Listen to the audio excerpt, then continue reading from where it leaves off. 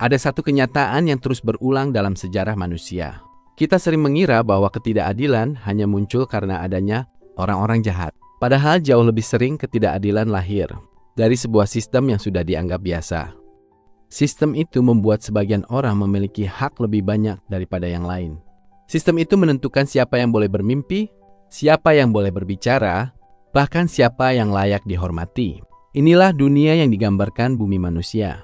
Pada bagian pertama, kita telah membahas bagaimana novel ini menghadirkan Hindia Belanda sebagai sebuah dunia yang dipenuhi batas-batas sosial.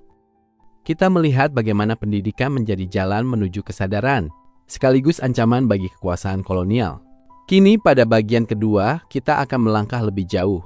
Bukan lagi membahas latarnya, melainkan makna yang tersembunyi di balik perjalanan para tokohnya.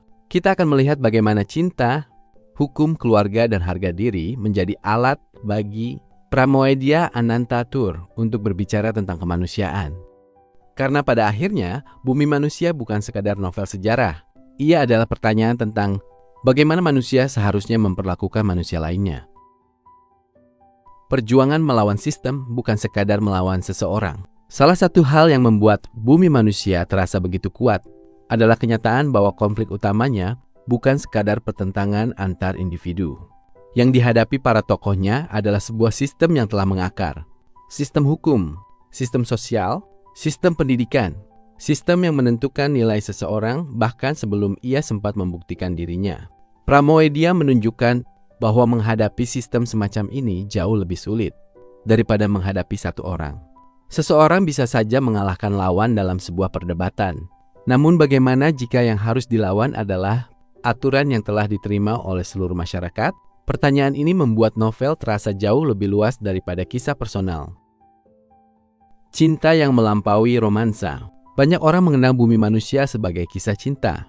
Namun jika dibaca lebih dalam, cinta di dalam novel ini bukanlah tujuan utama. Cinta justru menjadi cara untuk memperlihatkan berbagai batas yang dibuat manusia. Melalui hubungan antar tokohnya, Pramoedya menunjukkan bahwa kasih sayang tidak mengenal ras, status sosial, ataupun garis keturunan. Yang mengenal semua itu adalah masyarakat. Ketika cinta bertemu dengan hukum yang tidak adil, pembaca dipaksa bertanya, apakah hukum selalu mencerminkan keadilan? Apakah sesuatu menjadi benar hanya karena tertulis dalam aturan? Pertanyaan-pertanyaan seperti inilah yang membuat novel tetap hidup sampai sekarang. Harga diri sebagai bentuk perlawanan. Di dalam Bumi Manusia, keberanian tidak selalu ditunjukkan melalui tindakan besar. Kadang keberanian muncul dalam bentuk yang jauh lebih sederhana. Berani berbicara, berani berpikir, berani mempertahankan martabat.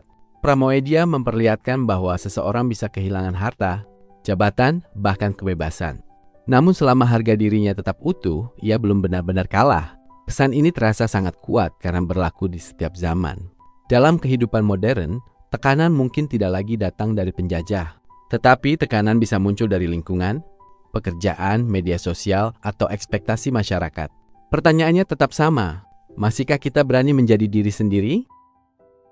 Perempuan sebagai pusat kekuatan moral. Salah satu keberanian terbesar Pramoedya adalah menghadirkan perempuan sebagai tokoh yang memiliki kecerdasan, daya juang, dan pengaruh besar. Dalam masyarakat kolonial yang sangat patriarkal, perempuan seringkali dipandang hanya sebagai pelengkap. Namun Bumi Manusia justru memperlihatkan bahwa banyak perubahan lahir dari keteguhan hati mereka. Mereka mengajarkan bahwa kekuatan tidak selalu berasal dari jabatan. Kekuatan juga lahir dari kasih sayang, pengorbanan, kecerdasan, dan keberanian mengambil keputusan. Pandangan seperti ini terasa sangat maju untuk zamannya dan masih relevan hingga hari ini. Pendidikan tidak menjamin keadilan. Ada pelajaran penting yang disampaikan novel ini. Pendidikan memang dapat membuka wawasan, namun pendidikan saja tidak otomatis menciptakan masyarakat yang adil. Seseorang dapat memiliki ilmu yang tinggi, tetapi tetap memilih mempertahankan sistem yang menindas. Sebaliknya, orang dengan pendidikan sederhana bisa memiliki hati nurani yang kuat. Karena itu, Pramoedya tidak hanya mengajak pembaca menjadi pintar. Ia mengajak pembaca menjadi manusia. Ilmu tanpa empati hanya melahirkan kesombongan. Kekuasaan tanpa moral hanya melahirkan penindasan. Mengapa novel ini sering menimbulkan perdebatan? Sejak pertama kali beredar, Bumi Manusia bukan hanya dipuji sebagai karya sastra yang luar biasa.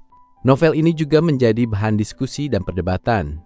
Hal itu terjadi karena Pramoedia mengangkat persoalan-persoalan yang sensitif, kolonialisme, ketimpangan sosial, identitas, dan kekuasaan.